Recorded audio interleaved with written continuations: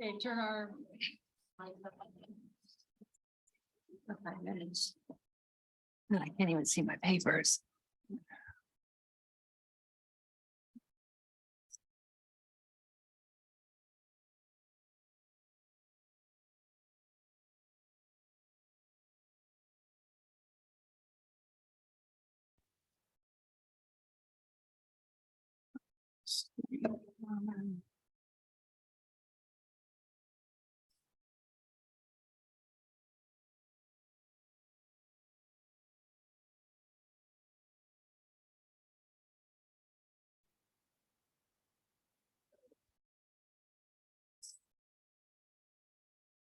Oh, I gotta turn my phone on. No, that's just what I just did. I forgot. One of these days it's gonna go off when we're having the prayer. Oh, good. Wouldn't that be embarrassing? Well, it's mine did one time. It was my sister calling me about something. And it That was the accident out here, wasn't Oh, it? that's right. That's Yeah. right. And- But we were sitting over there. Yeah, Yeah. that's right. Okay. I'm on silent.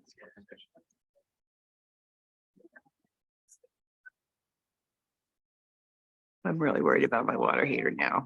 I gotta get home and get it fixed. I'm gonna take the panel off tonight. I'm just gonna flip the breaker on it tonight when I get home. Just gonna flip it off. But why don't you, well, yeah, because when I pressed my button, it was because I didn't have any hot water. It had gotten to the point where it had shut off. Oh, okay. And then I pressed the button and the hot water came back. No, that's not my problem right now. Mine is scalding. Yeah, because next it could end up with a fire. So you need to just turn it off at the breaker. I'm scared that's good. My house could catch on fire while I'm here. I know, turn off the breaker. Probably should have turned out before I left. Maybe I should go home and do that and come in late. I'm really nervous. But if it's not on, I don't think if you're not using it, I mean, I just used it about an hour ago. to Get in the shower. but I mean, if it were on, then I mean, if it was running. yeah, if it was running, then, but it's not. No, shouldn't be. Nothing's on. Okay. Turn on your mic.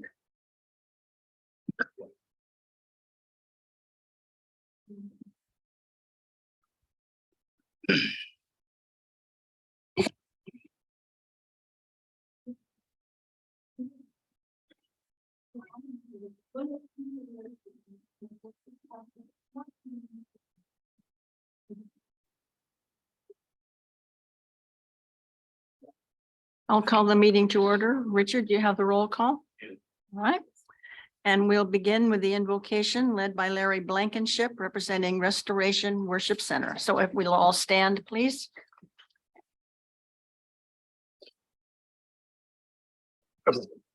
Let's pray. Heavenly Father, we just thank you and invite you here to this meeting tonight to just lead and guide these precious leaders of our community, Lord, and that there'll be great accomplishments made here tonight, and we'll just give you the glory for that. In Jesus' name, amen. Amen.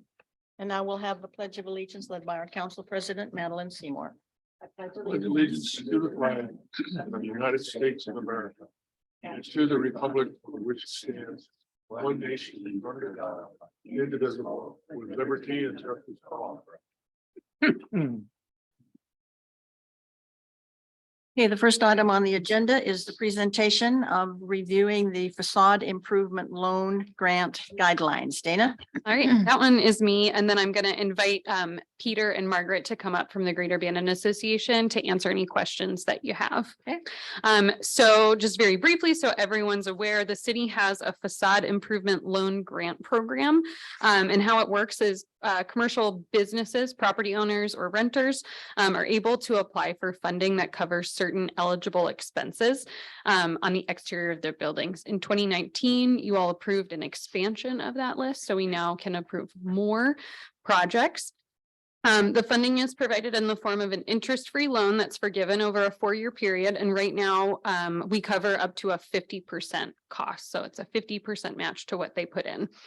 The Greater Bandon Association has been requesting that we reconsider that 50-50 match and instead look at a 70-30 match. So the city would forgive the 70% and the property owner would be responsible for that 30%. Again, it's over a period of time. They have to remain in business during that period of time. And the reason why they came up with this idea was because the money comes from urban renewal, which is put in place to allow to make sure that businesses are improving, which then increases the amount of money in urban renewal and it's a cycle. So with all of the new changes being made, Margaret's been working on lots of great stuff at the chamber with facade improvement. We want to see if we can increase the amount of money that's going into improving those exteriors. So I attached a copy here for you. Tonight's just a presentation and discussion to sort of get where you're at. And if you would like to proceed, you can direct staff to make an amendment that we can bring to you either at the special meeting later this month or next month's council meeting. And I'll ask if Margaret and Peter, if I missed anything, you're welcome to pop up there. I don't think so. Come on, come on. I have a question for city.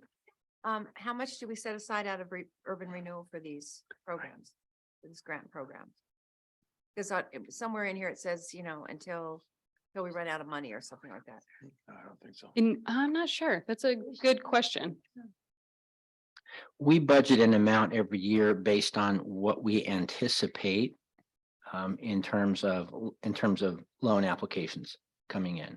Okay. So, And 100, Counselor, it's 100,000. a program that's gone almost entirely unused, unfortunately. No, I know. That's the I sad know. part. And that's really the goal here tonight, is to try and get to make it more of an incentive to use that program, because we have a lot of redevelopment going on with the port redevelopment project and the potential new hotel down there and new light posts and all that. It's a program that we're trying to get utilized right now. There are some buildings that look a little shabby, and the bottom line is if somebody can't afford the $5,000 split on a $10,000 project, they're not going to be able to afford the $10,000 split on a $20,000 project. Right. So this just makes it a little bit more user friendly, and we think people will take advantage of that. Well, and isn't this actually the real intent? I mean, we use urban renewal money for a lot of things. Yeah. But probably nothing is more valuable and more intentional as to what the money's for than to clean up some of these Absolutely. buildings. And that's really that's where the money's coming in.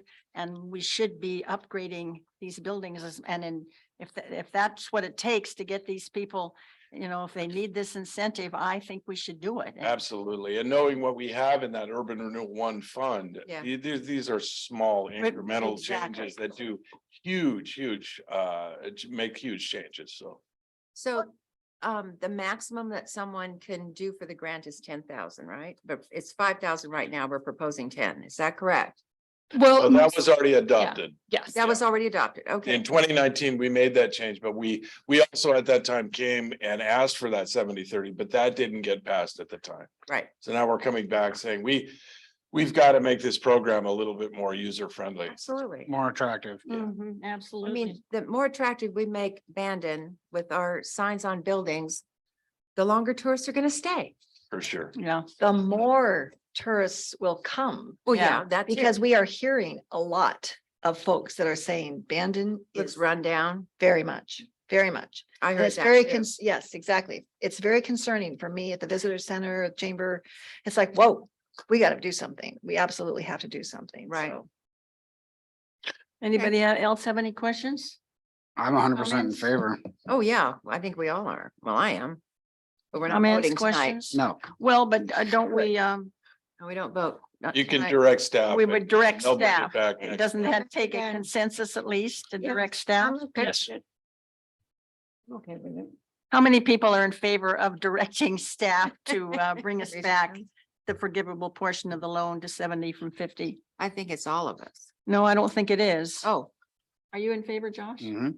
yeah, Yeah. he raised his hand. So Are did you in Jeff. favor too? Oh, okay, so it is. Yeah. It's everyone. Chris didn't raise his hand. All right, Thank you. Okay, Thank you. I can Thank only you. look one way at a time. Thank you. Thanks, Peter and Margaret. Okay. Next item on the agenda is a hearing for amending Title 17 of the Bandon Municipal Code, Ordinance 1653, amending Title 17 of the Bandon Municipal Code. Not sure why it has to say that twice. I only read what's on the paper. So I now declare this public hearing open at 7:07 on March 6th. This is an official public hearing before the City Council of the City of Bandon for proposed changes to Title 17 of the Bandon Municipal Code. Applicable criteria related to this action are listed in the staff report, available online through the city's website and as part of tonight's meeting agenda. Please address your comments to these criteria or the criteria you believe apply to this decision. What does the staff have to report? All right, so the Title 17 changes that we're proposing tonight were sort of remnants from the code cleanup that we did last year. There were a couple things that we felt like we needed to talk in further detail about that couldn't be in that sort of omnibus bill. So we've got three things. I'm going to just read them to you. So the first one is making an amendment to chapter 17.40, the Old Town Commercial Zone. Which would read, in the C1 zone, off-street parking shall not be required for any outright permitted use. So that means that conditional uses still have to have their own parking, and that would be things like hotels and motels. But things that are outright permitted are restaurants, the coffee shops, the little shops around town. Most of those don't have their own parking anyway. So in requiring them right now, people are either have to apply for a variance, or we have a code provision that says their parking can be located 500 feet from their structure, which if it's 500 feet away, probably people aren't parking and walking. They're just parking on-street parking in Old Town. So we've proposed just eliminating that requirement to save staff some time of doing variances. The second one is an amendment to 17.02, our definitions chapter, amending height in the floodplain. This one would add to the definition of height or height of building or structure a line that says, for any area within a special flood hazard, height shall be measured from the base flood elevation. This is again to save us from variances, which we have done before. So height is measured right now from the ground where the native grade is to the top of the structure.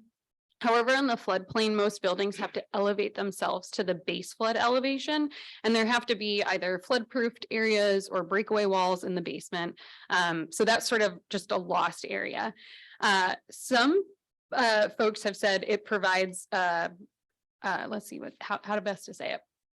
It would prevent some economic development from happening in Old Town, because in order to lift up their building, then they would be above the allowed height limit. So just creates another hindrance. On a project a couple of years ago, the Planning Commission did approve a variance for that height limit in this exact same way. So rather than continuing to approve variances as things improve in Old Town, we recommend just making the code change. I just add a little bit to that. Oh, yeah.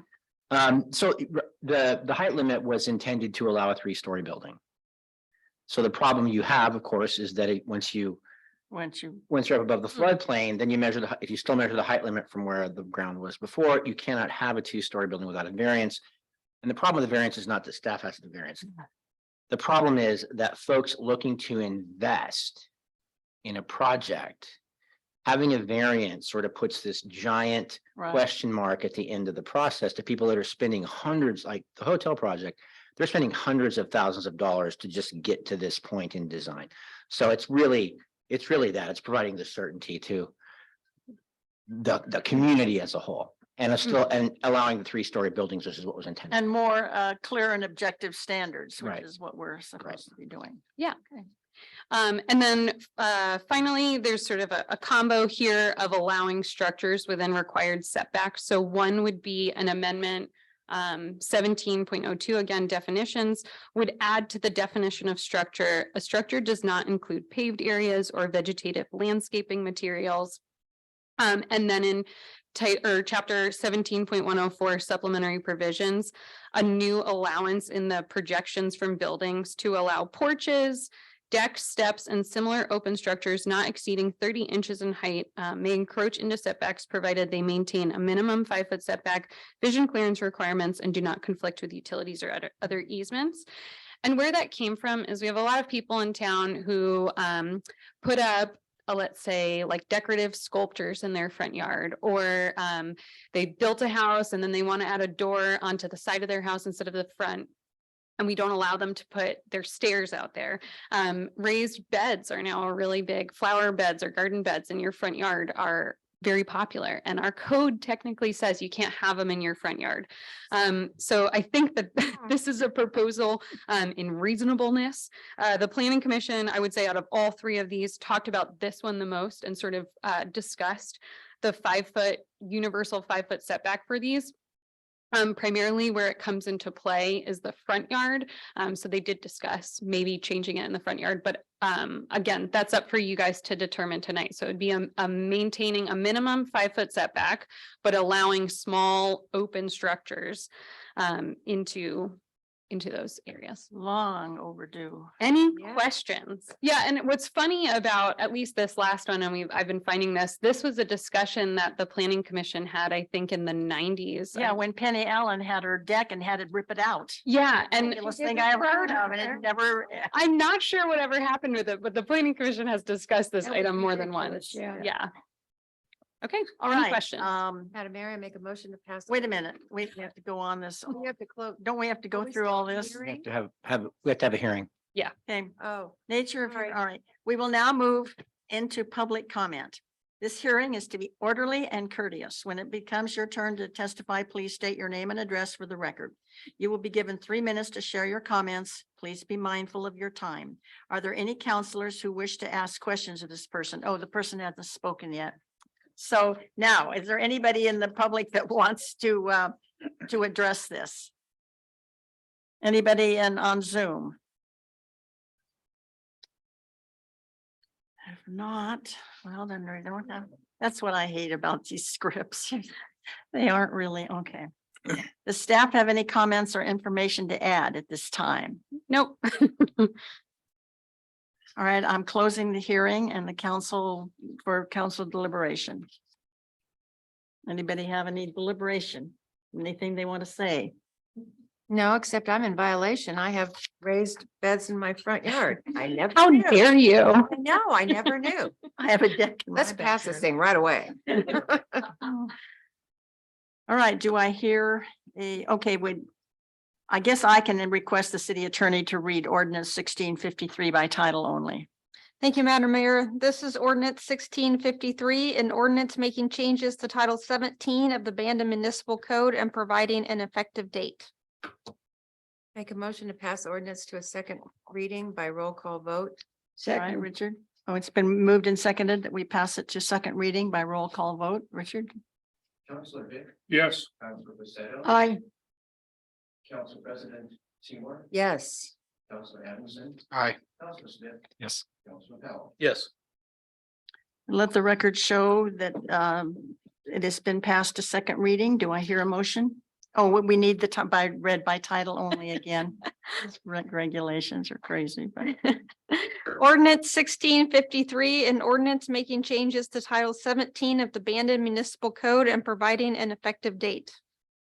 motion to adopt ordinance 1653 by roll call vote. second, been moved by Madeline, seconded by Jerry to adopt ordinance 1653 by roll call vote. Councilor Vic, Yes. Councilor Pacetto. Aye.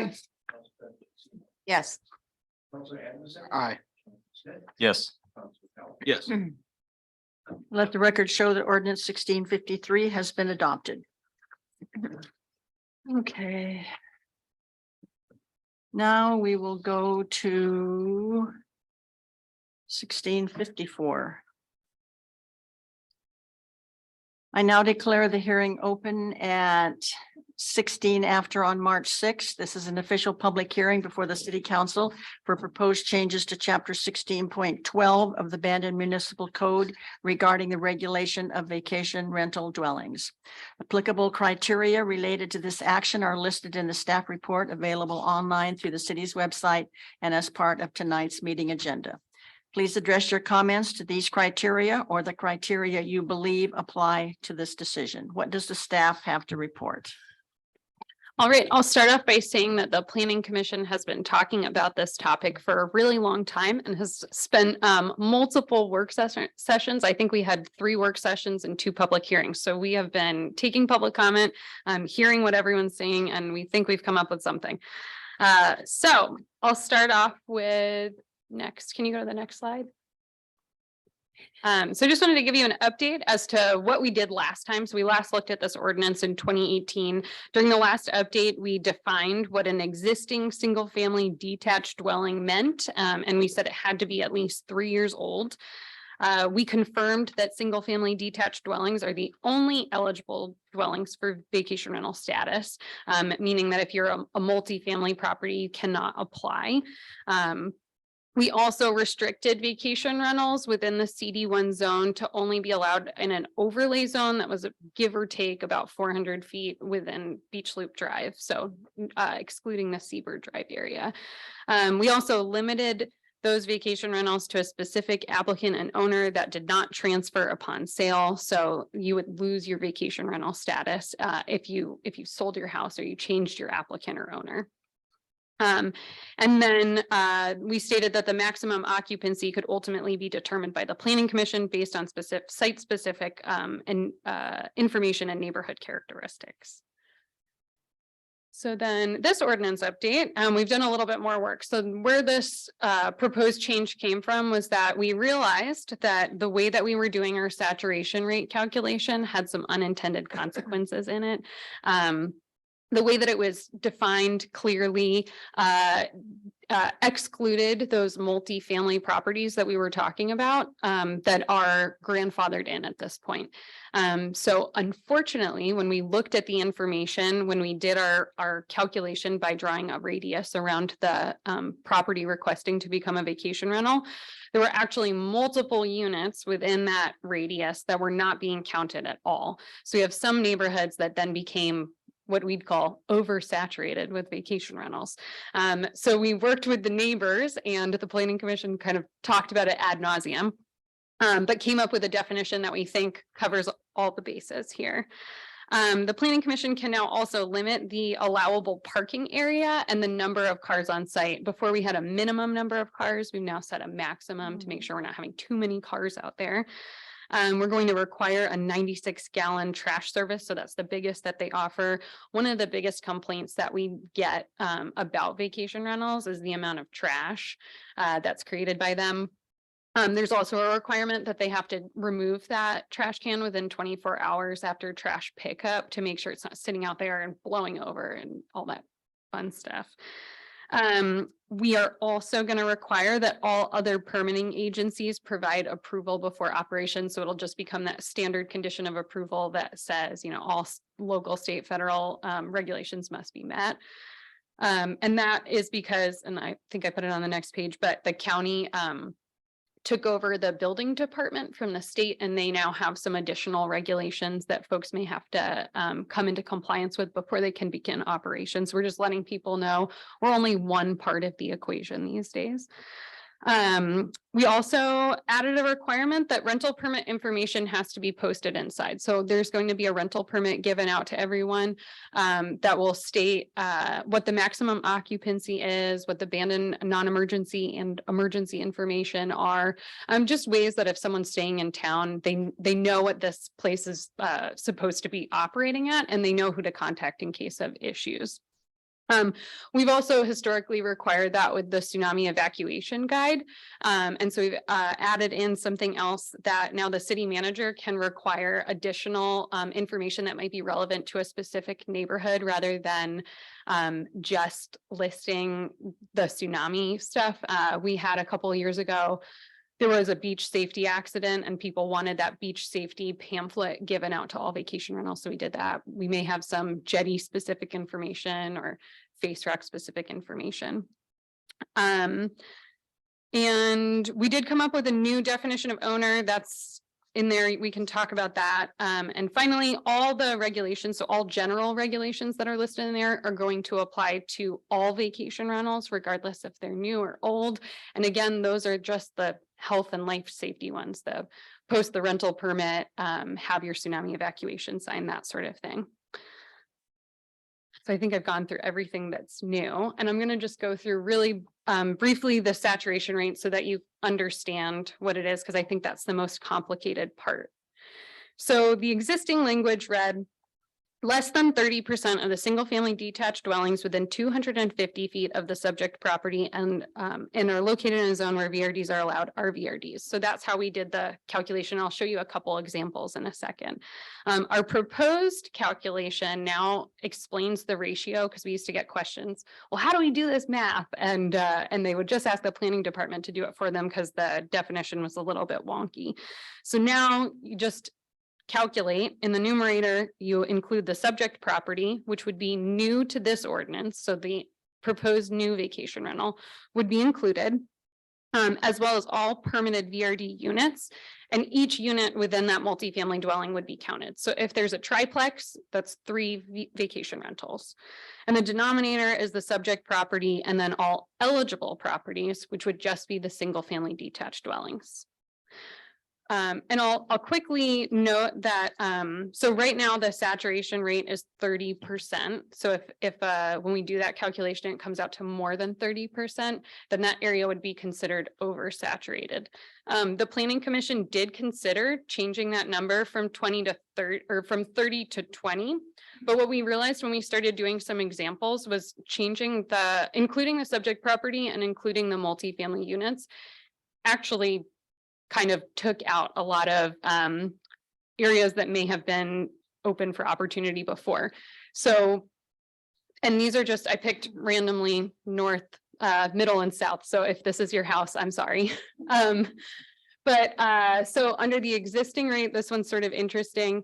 It would actually be 0% saturated because you exclude the one vacation rental that's in there under the proposed. Yes, thank you. Under the proposed calculation, you actually go from 0 vacation rentals to 3 vacation rental units, bringing it up to 27%. So these are some actually like pretty big ranges that we're getting. Can you go to the next one? So this one, same thing. These guys in the front row are familiar. So in this scenario, they go from 3 vacation rentals in the existing calculation to 8 vacation rentals in the updated definition. And finally, one more example here. And this is the Strawberry. I should have pointed out where these are. This is the Strawberry Point area.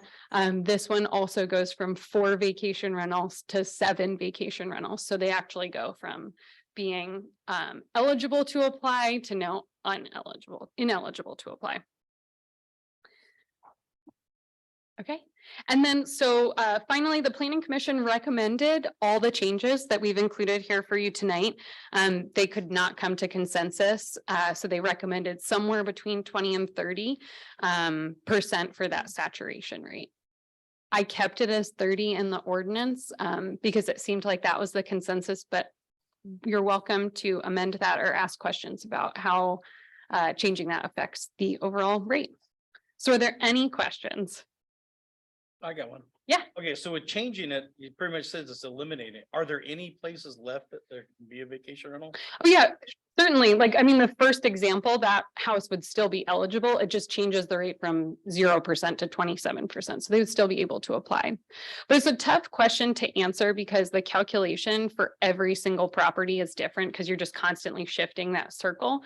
So we get asked that question a lot in our department, like, well, how many more vacation rentals can we have? Because City of Coos Bay and City of North Bend both set just a numerical standard, and ours is a little bit more open-ended and dependent on the neighborhood. So I would say that I think there's still room for more, but probably not much. Okay. It's not, you know, the Wild West out there. It's good to hear. All right, You open the hearing. I think we're going to go on with the hearing. We will now move into public comment. This hearing is to be orderly and courteous. When it comes your turn to testify, please state your name and address for the record. You will be given 3 minutes to share your comments. Please be mindful of your time. And now it's time for whoever wants to talk. Denise Frazier, 1259 Wave Crest Lane, Southwest. The Planning Commission put in a great deal of work and thought and has done an excellent job of listening to bring proposed VRD ordinance changes for your consideration. I live in a VRD overlay zone, yes, and I'm one of those people living on Beach Loop. I was well aware VRDs were permitted in my neighborhood and surrounding neighborhoods, as were my neighbors at the time I chose to construct a home on Wave Crest Lane.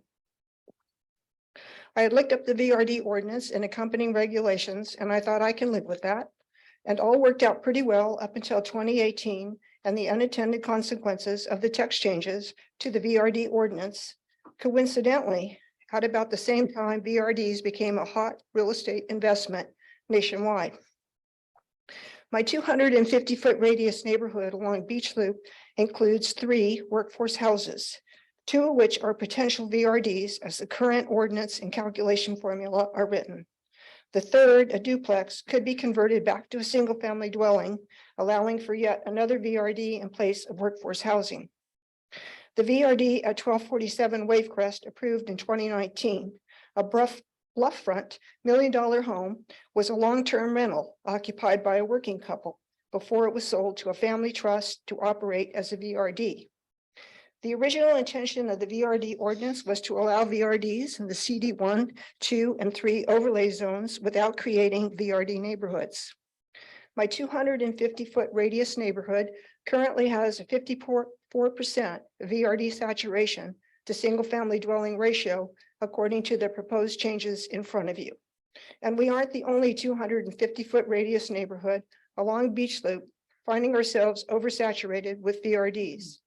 I ask that you adopt the proposed changes to our VRD ordinance as recommended by our Planning Commission, returning us to the intentions of the original VRD ordinance, allowing for VRDs while preserving neighborhoods and workforce housing within the VRD overlay zones. Thank you. Does anyone have any questions of Denise? I have a question for Dana later, because I'm not understanding you. About, Well, you're saying that you've got a 54% saturation rate in your 250 but radius. radius. How did that happen? Can you go back to one of the, It was an unintended consequence of the our 2018 favorite word, one more, text code. this one, this is their neighborhood. It's where like the Wavecrest area is.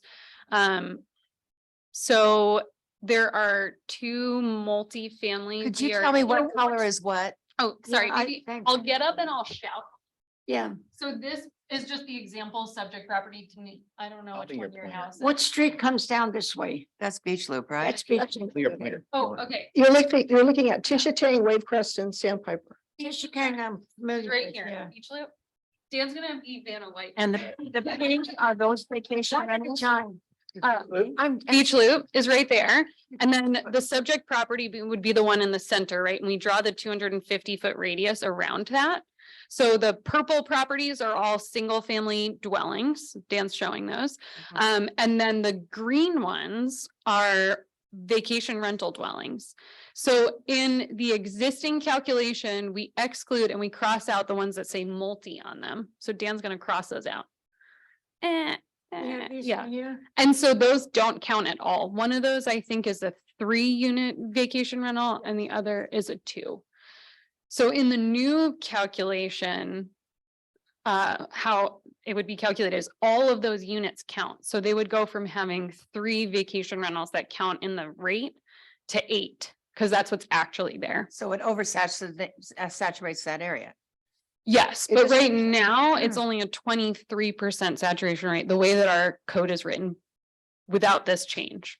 Okay, now I'm at a loss. So, is it a vacation rental or is it a multi-family union? What is it? I mean, if it's a vacation, it's a both. vacation rental. It's a grant, yeah, sorry, go ahead. Maybe you can do better. Let me take a run at it. I don't know if it'll be successful, but our current language says you only count the single family residences that are vacation rentals, because since 2018, that's all we've allowed as vacation rentals. In this particular neighborhood, there are existing vacation rentals, grandfathered vacation rentals in multifamily buildings. The current Wait, code, okay, let me stop. So that was before 2018, it was a vacationer. So I Correct. still don't see why we have to go back and not count that one then. That should, I mean, it's still vacation. we're changing the code to allow us to count them. Okay. Whereas under the current language, as of today, we cannot count them. Once we count them, that neighborhood would be counted as having 57% saturation. Instead of the 20 something. Right, under the language that we're proposing. And it's because, it's because those multifamilies today, because of a quirk in the language, we don't count them. So all this really is saying is, we're gonna count the multifamilies that exist. Except it's not going, we're not going to close down these other VRDs. No, We're not closing down anyone that exists, Just not allowing anymore. right?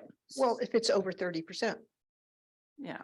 which we have. In this particular circle, there would be no. But one it allowed. stands right now at 30% in our ordinance. Is that correct? yes. Thank you. Okay. But now I understand you're 54%. That just like, how did that happen? Those the unintended consequences of the 2018 Correct. change in our Correct. code, and we're asking you to address that and go with what the planning commission By adopting this. by adopting Thank you, this. Denise. Okay. Okay. All right. Thank you. Anybody else wish to address the council, Bill? Good evening, Mayor, councilors, and City Abandoned team members. My name is Bill Frey, and I live across the street from Denise at 1235 Wavecrest Lane here in Bandon. I want to thank everyone that spent a considerable amount of time reviewing these revisions and discussing them at length. You should have each received from me a letter via email dated February 27th related to your review tonight of the proposed amendment to Title 16-1209 of our municipal code as relates to VRDs.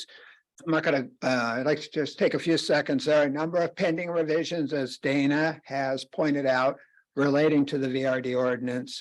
One of the revisions, if what I consider to be the major one, which we just talked about, and that's the saturation rate calculation and changing on how that is calculated. That is a revision that over all the months of discussion, I have heard no one speak against. Everyone seems to be in agreement that the current methodology of calculating saturation rates can lead to oversaturation. I look forward to your decision tonight on the revisions before you that have been forwarded to you, approved by the Planning Commission. And if there are any revisions which people have concerns about or continued concerns other than the saturation rate calculation, then I would suggest we may be able to set those aside for a later date. I think we're all in agreement that it's important to move forward on a topic and close it out, move on to other business. Thank you. Thank you. Sure. Thank you, Bill. Anyone else wish to address the council? Okay. Does the staff have any comments or information to add at this time? I would just add one kind of quick thing, or I guess two. One to Bill's point about moving on. The Planning Commission did have a couple other things that they wanted to talk about. So it's probably a topic that will come up again soon if there are things that we've missed. But I think right now everyone felt pretty comfortable with putting this to bed the way that it is. And the other point that I made in the staff report was just about balance, because that came up during quite a few of our public hearings. That I think just want to reiterate that this ordinance is not in an effort to like shut down all vacation rentals or to prevent any new economic development from happening in the Beach Loop Drive area. Our comprehensive plan lists that the CD zones are meant to be for a balance of commercial and residential uses. They actually list at least a number of 10% commercial to 90% residential. We're probably outside of that now. We probably have more vacation rentals or just more commercial uses, but it's an aspirational goal. So I think that's why we've been continuing to limit or refine this code, is to just keep that balance and make sure that our neighborhoods are not oversaturating. Okay. You're gonna close the public hearings? Yes, I'll close the public hearing now. It's time for council deliberation. I have one thing. we have grandfathered vacation rental dwellings. And I would like us to look at that very seriously. I don't think that's fair. Because no matter who buys the property, they're guaranteed a vacation rental dwelling. And another person is buying one and applying to the city and paying for a permit, et cetera. So the property that's grandfathered is obviously worth more on the market than the other one. And I think we should deal with this in fairness to all vacation rentals, not just some get to be grandfathered, some can't. I mean, our saturation, I like what you're doing with that. That's great. What I'm saying right now is not on the agenda tonight. I know that, but I would like to have a work session on that and talk about it further. Because I think it's a very serious problem. And it might be something for, go ahead, you or Shayla. To understand your concern better is,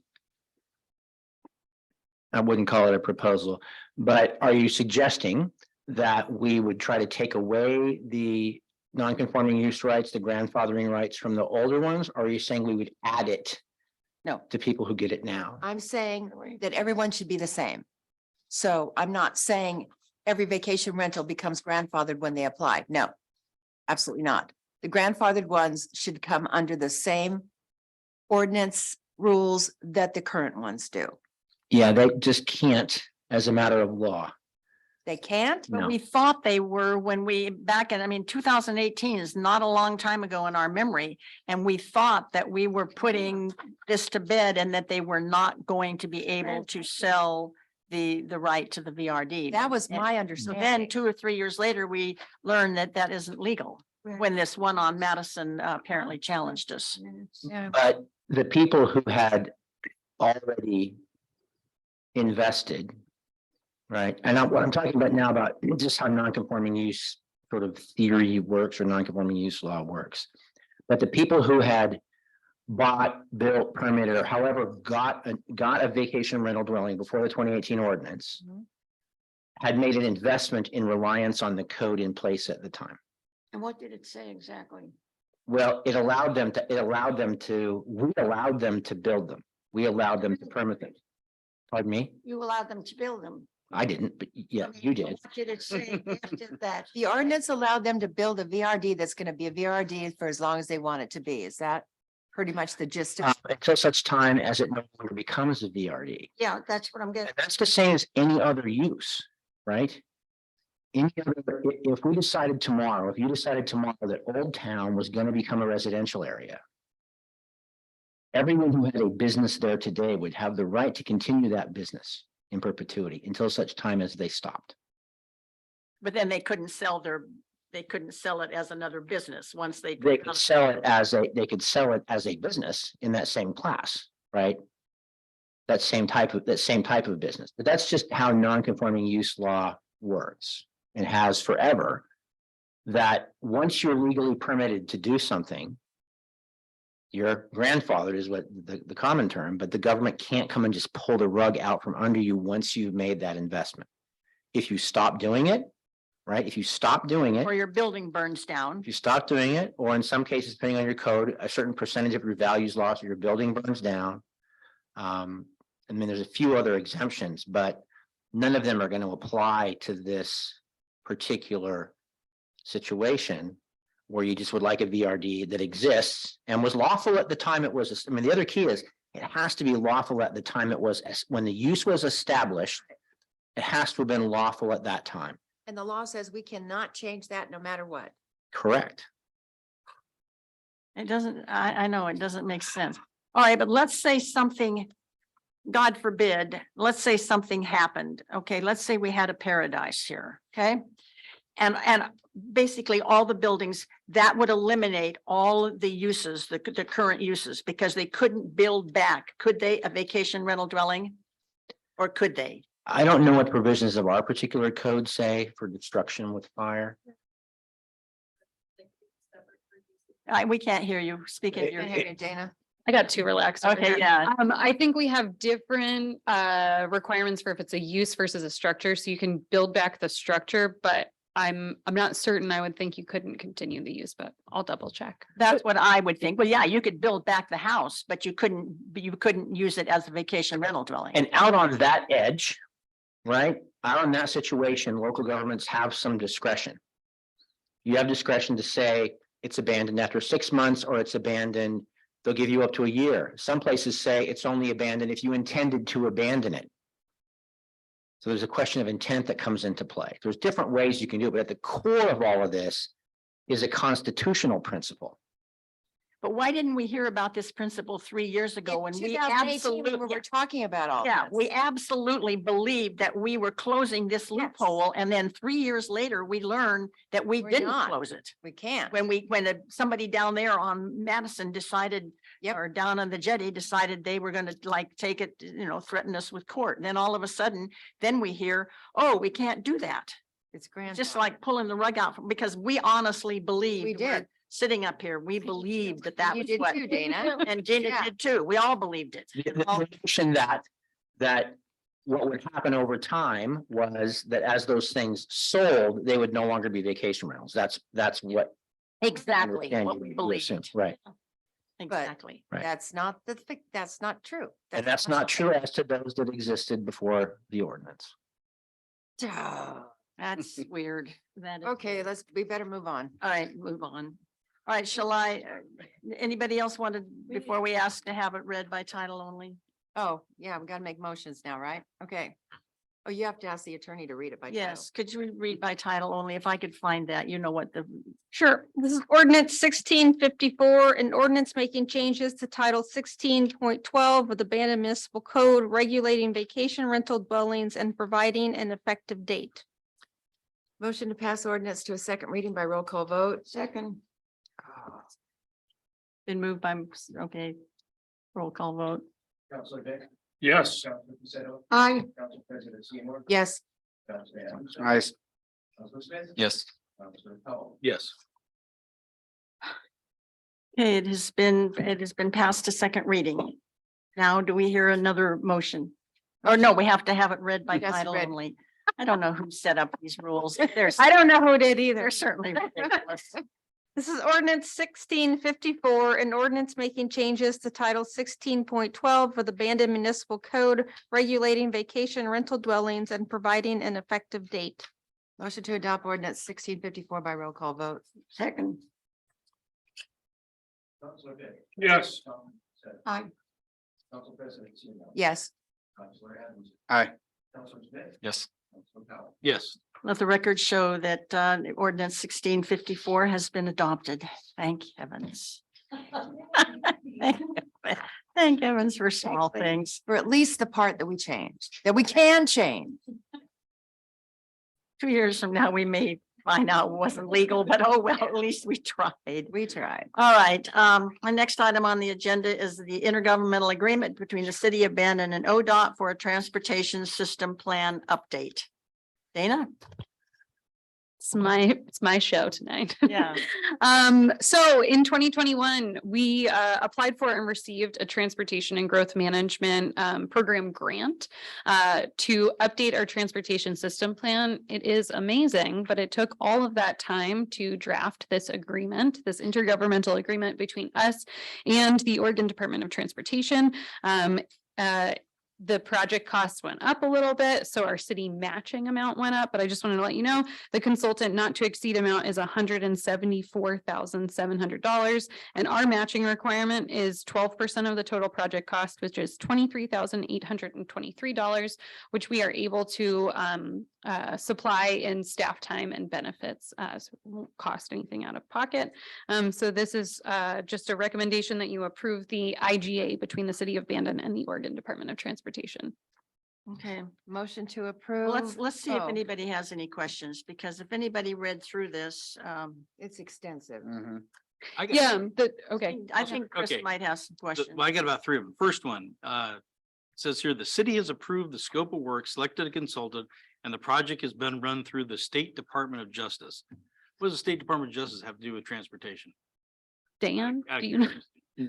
They just review all contracts. Okay. Fair enough. All right, the next one. This comes from page 16.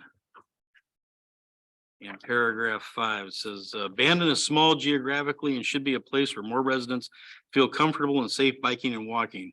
In the updated TSP, the consultant must identify a backbone bike and pedestrian system to improve connectivity to help reduce vehicle miles traveled, reduce emissions and greenhouse gases and to encourage healthy lifestyles and livable environments. If anything, we need a bus route. Mhm. I don't, I've got 90-year-old women coming to the bakery. I don't think they're gonna be out there pedaling bikes up and down the road, especially in the weather we've been having. So I'm just, how beholden to ODOT are we with this thing? Because I remember the day of the shoot, what was it? I just, What do you call it? About Road bike yeah, diet. the road diet. Diet, thank Oh, you. the road Oh, And even. irritated they were for how dare we tell them no, that it took them 3 years to stick a crosswalk out there. But it's like, and then this one here on page 29, task 4.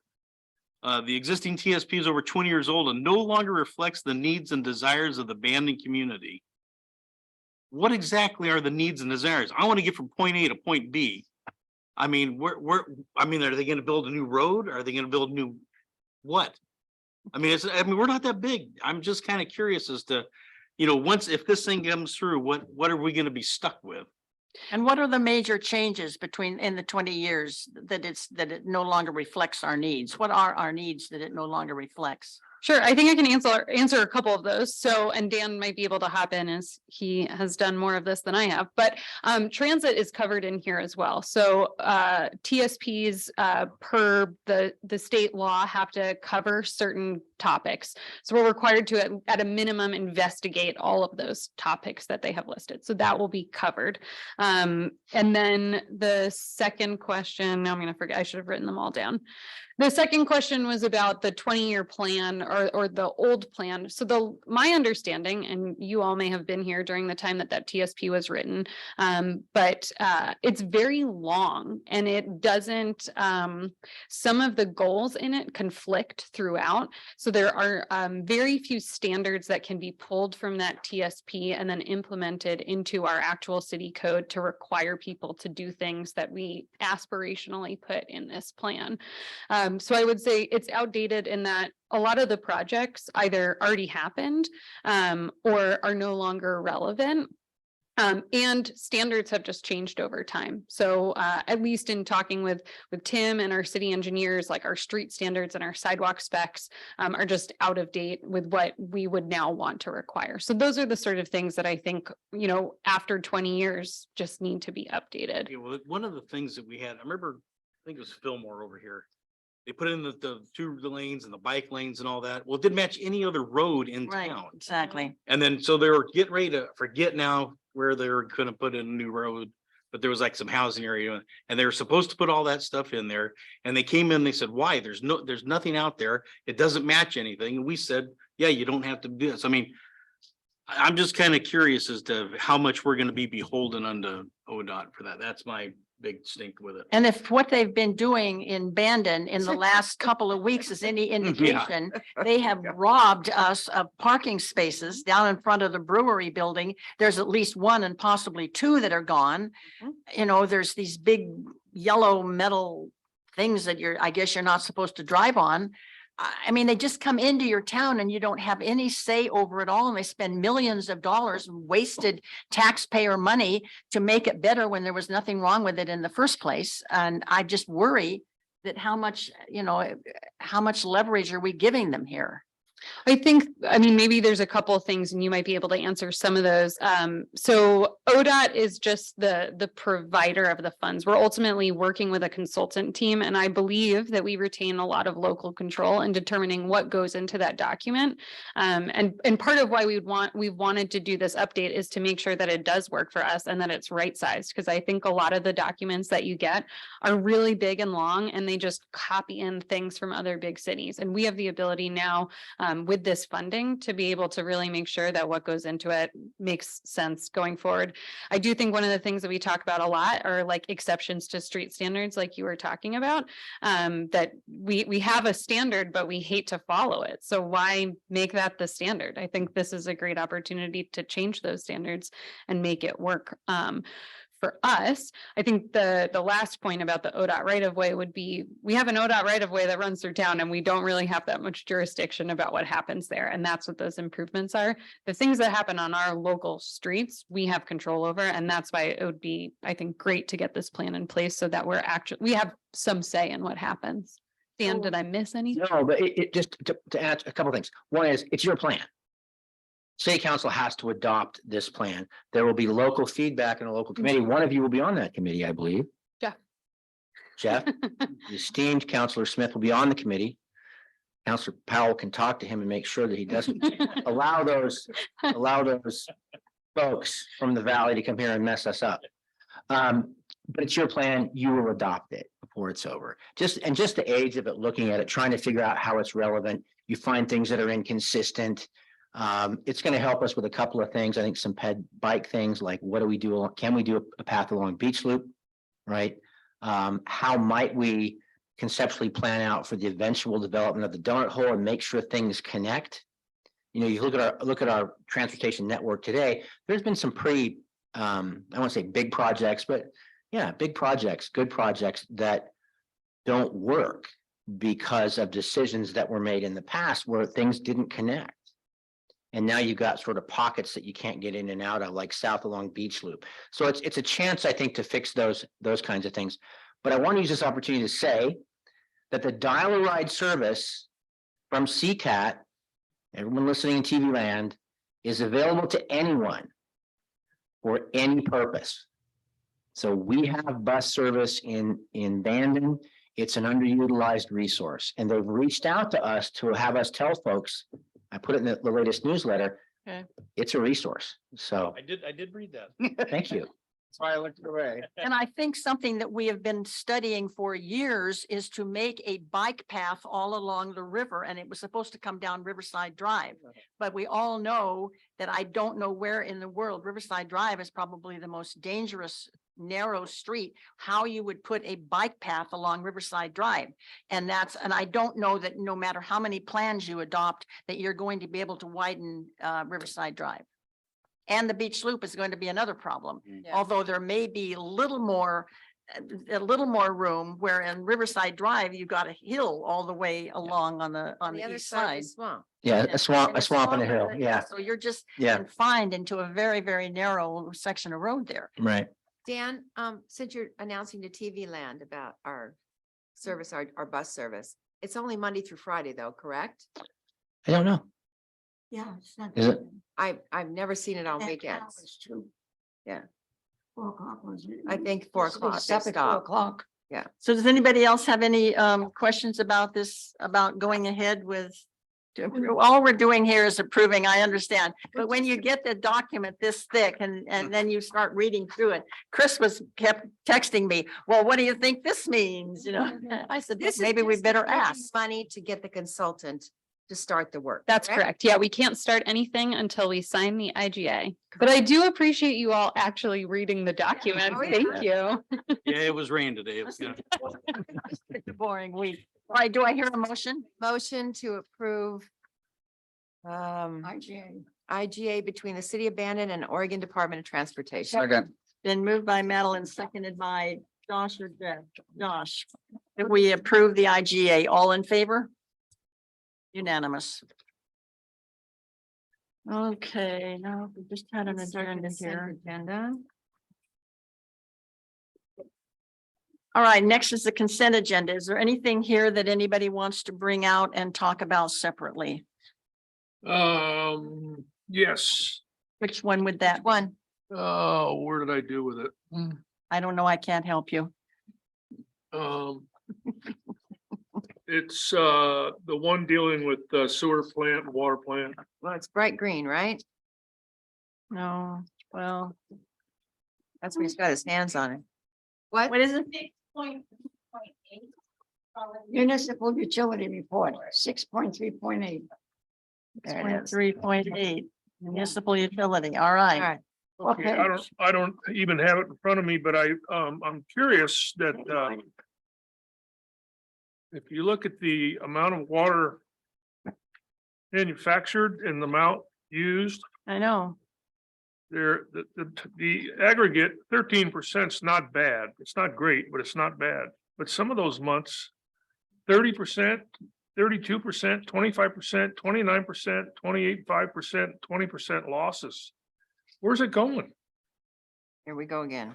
Seems like we could supply a lot of houses if we're actually losing this kind of water. And if not, we need to upgrade our equipment. Some of it's metering issues, some of it is operational issues, it's flushing and some things like that, but I can have Jimmy Ravish give us some more detailed. I can see the flushing, but I mean, Yeah. that doesn't even, Right. tend to the, 30% losses is. But Yeah. Brian, we had a, sound Where like- does, that's 4 million gallons of water, where did that go? but Yeah. then we had a loss of 30% in February, and then a correction of 32 onto the plus side in April. I mean. And in all over the place. A September, lot of water. in September, we didn't lose anything. Yeah. It's just Amazing. too far out Yep. of whack. Yep, thank you. We'll Anybody follow up. else have anything they want to bring up? I just have a, Dan, when you're talking to Timmy or maybe, our fire chief, did you find out when they're gonna fix the fire hydrant on Riverside Drive? That's the only one we got. And it's had a black bag over it for months. Oh, dear. Okay, Thank you. Anything else? Nod, do I hear a motion to approve the consent agenda? So So moved. moved. Second moved by Brian, seconded by Madeline, that we approve the consent agenda. All in favor?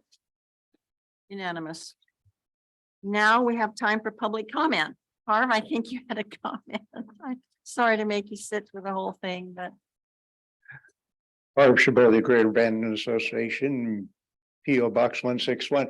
Real quickly, we did not present a volunteer of the month this month because we didn't have any nominations. And what we would like to do is encourage the public to submit the nominations. I think I had 8 board members here tonight who would gladly have voted for a candidate, but we didn't have any. As a board, we do not make those nominations. We feel it should be a community award. And we go to the community to ask that.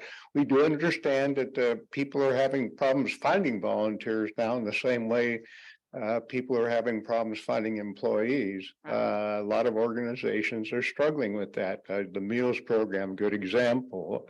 But just simply want to encourage the public to, if you have someone out there that you believe deserves the recognition, to get that information to us, and we will make that monthly award here at the council.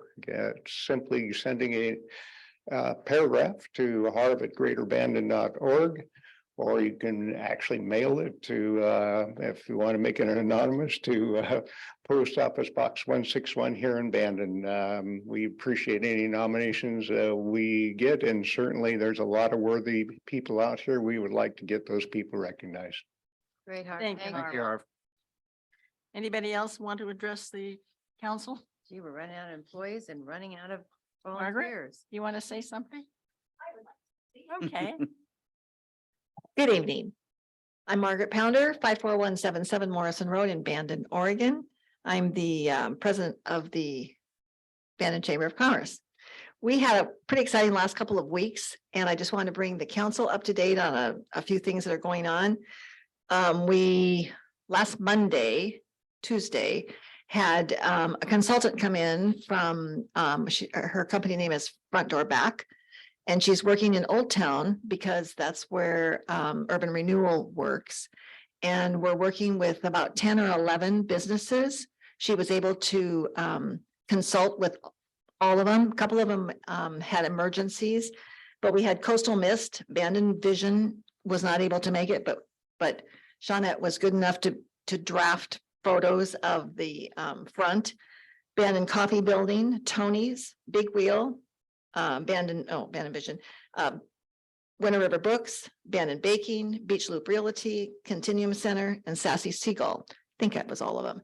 And she's so friendly, I guess I want to say, and she connected with everybody so well that we ran out of time every single time.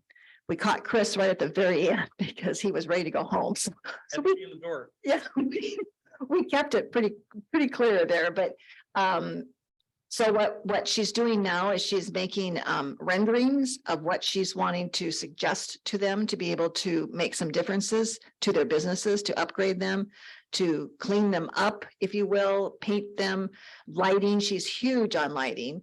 And what you can do with a light bulb at a certain lumen and a certain watt is amazing to me. I was just like, whoa, a light bulb. And so you'll see Kevin has already down at Coastal Miss has already changed out some of his lightings. They all were excited about what she suggested to them. So her next thing is sending renderings to everybody.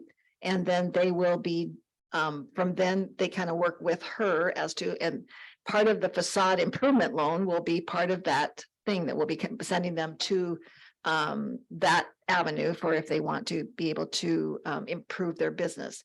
We're also working really hard with Tim, and I believe there's a new pressure washer that we're going to be trying to clean up a lot of the buildings in Old Town. It's huge. I mean, everybody knows that the shine on Old Town has kind of dimmed a little bit, and so we're working very hard trying to get that cleaned up because we're hearing too many times over that Bandon has lost its shine. So we just did somebody from Lloyd's apply to be looked at? No, nobody. Sorry. I didn't get that in. I know. See, when you've got an elephant sitting in the middle of the room, I know. it's a little difficult. It's Absolutely. Say something about coffee house? Yeah, Bandon Coffee. Oh. Yes, that building. Yes, for sure. Yeah, no. Yeah. Anyway, we're working real hard we're gonna get flower pots out again this spring, trying to clean up things. I'm constantly calling Tim and asking him to sweep the streets and all that good stuff. So I'm barking all the time, but we've got to clean it up. So just want to let you know what we're doing. Okay. Any questions? Doing a great job, Margaret. Thanks. Thank you. Thank you. Okay, anybody else want to address the council? If not, we'll have council mayor staff remarks. Have you talked enough? Or do you Yeah, want you've to- heard enough from me. I've got nothing else. Kayla? Dan? A few things, just some new contracts, requests for proposals that are going on right now. New collections company likely, we did an RFP. This is part of that effort to kind of clean up all these contracts, many of which are 20 years old or more and have never been rebid. So collections, we have an RFP where results just came in to take a look at the whole downtown streetscape. Issues like, sidewalk, streets, parking, look. Just kind of, and this is based a little bit on what Coquille and some other cities have done. There's been some really impressive work done in these downtowns. So we thought, well, let's see what we can get for Bandon as well. Those all came in. We'll be reviewing them later this week. And then later this month, we got 3 proposals from executive recruiting firms, and we'll give those to you as well. Okay. Brian? The Sprague Theater sewer backup. This is the second time it's happened. Do we have any idea how it happened? And is it covered by insurance? I believe we have filed a claim. There are only guesses as to what caused the backup. So we don't know for sure. One of the things was it was built and nobody knew this. Well, they knew it when they built it, I suppose. But down in the rope pit and the orchestra pit, there are actually floor drains. Unfortunately, floor drains go 2 ways. Yeah. And we didn't know when we first saw the moisture in there, we didn't know what it was. So we thought it was siding or roof, given that it's the Sprague, and it turned out it was a backup. So we got in there with the Vector truck. We pulled carpet. out of all those areas. We're drying things out. We actually had to pull most of or much of the decking off of the stage to replace it. The good and bad of that was some of it was moldy anyway, just over the years, and probably was due to be, it wasn't salvageable. We kind of, with the cost of plywood, we encouraged them to salvage, and they just said, no, you don't even want it. So a lot of mold there that was not a result of this particular event, but had been there over the years. So And do we have a time on when it's going to be back to normal? it's day by day. Okay, And we're in contact with all of the users, okay. so they all know. So the one's been canceled on the 18th, but what about the school? They don't know. The school, we don't know yet. We're hoping to be able to pull them off by the 15th, but they do have a backup. They can go to Marshfield if they need to. Oh, okay, So Timmy's in contact with them every day. okay.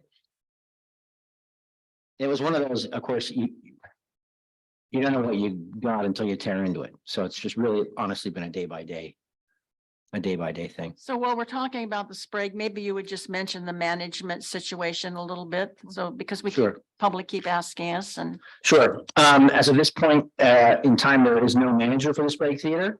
We're working with the users individually. The planned pending budget, if we have enough money, would be to hire a consultant to sort of help the community come together and come up with a new strategic plan and business plan for the Sprague. Right? The Sprague is a great asset to the community. It is an asset that doesn't come close to paying for itself. We're probably going to be $1.2 million or $1.3 million over a couple of years into just doing siding and roof. And that's not a lack of maintenance. That's just, it's gone through its 20-year useful life in that environment.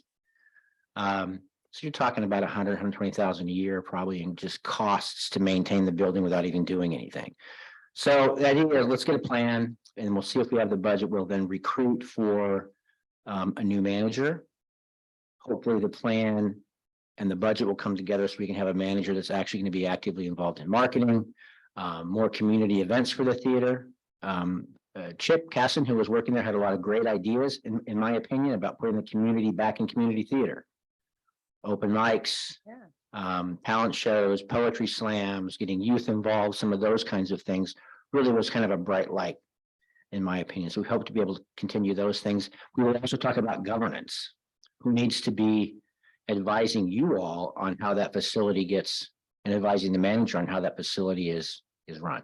So all of those things are coming up. But right now, we're not taking any new reservations for this Sprague. We're going to honor the commitments that have been made. But for the next 3 months, we're not going to take any new acts or new reservations. So there you go.